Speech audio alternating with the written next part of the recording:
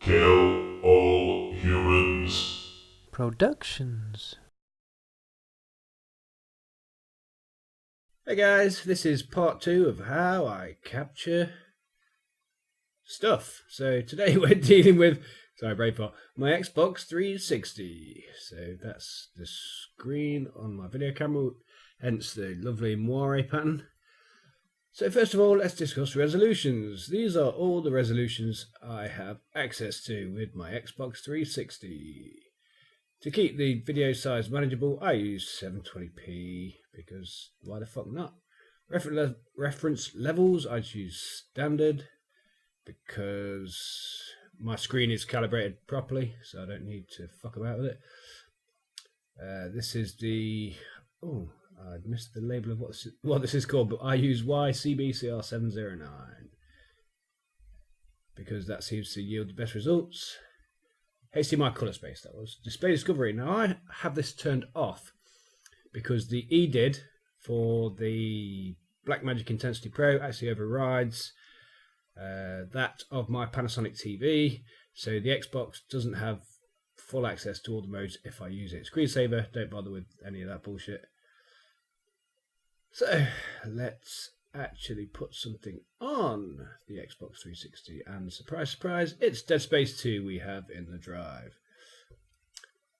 That's now a picture of my computer monitor.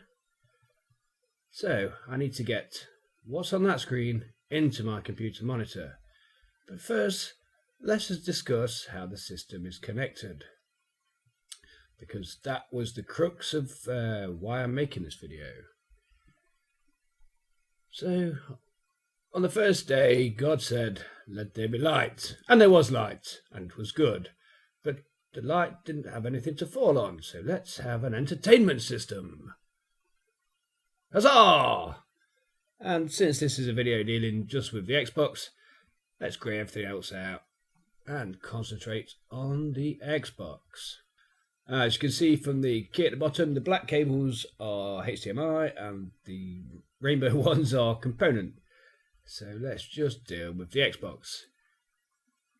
So the signal comes out of the Xbox into a 3-way active HDMI switch, and then from there it goes into a 2-way HDMI splitter.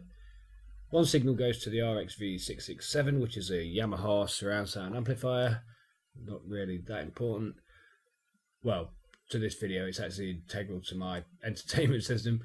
And the second feed goes to the Blackmagic Intensity Pro. And I don't actually have a HDMI cable connected between the Blackmagic and the screen, because you'll see why I don't do that later, but I just don't. I have one HDMI cable going in, and then I do have a component cable coming out, but that's a story for a different day. And excuse me, pretty much all the cables that I have are made by a company called Neat, and they are freaking awesome. And all the switch boxes that I have are also made by Neat, because Neat are freaking awesome. Very underappreciated company, if you ask me, but coffee. I love me some coffee. What was I saying? Yes, Neat. And I was having an idea about a 100 subscriber video, but we'll jump off that bridge when we come to it. And that's not a mixed metaphor, because you can jump off bridges, and I have the video to prove it.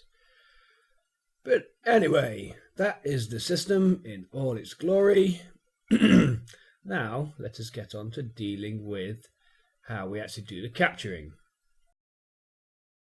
So, that is the output of the TV screen, which is all well and good, but we actually need to capture it on the computer. So we'll use a screen capture here. I'm actually using a program called Cam Studio here to capture what I'm doing here. So we're going to the Blackmagic utilities. The first one is a speed disk test, just to see what capturing rates you're going to get. And the second one is Media Express, I believe it's called. It takes a while to initialize, which is why I'm just waving the mouse around. And it always comes on in playback mode, so don't be disheartened that the screen is black. So if we go into capture mode, you can see that the two videos are actually synchronized. How awesome is video editing? Gotta love video editing. So let's just take a quick look at what settings I use for my sex box.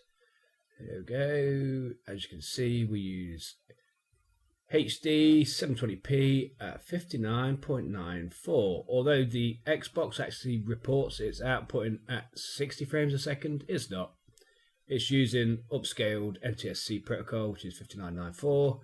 It should be 60, and my TV actually reports it as being 60, but yeah, Media Express doesn't. And your capture protocol, I use Motion JPEG, just because it yields reasonably small files at excellent quality. You use drop frames, that's a matter of opinion. And that there is actually an IDE PCI RAID. You can use just a normal hard drive, but in the documentation that came with the Blackmagic Express, they actually recommended a RAID, and since I had the drives and the PCI RAID card, I thought, why the hell not? So we're on the capture tab, and to start recording, you just hit capture. And you'll see it gives you a smart little animation that actually reminds you that you're capturing, and it also gives you a counter to tell you how long you have been capturing for.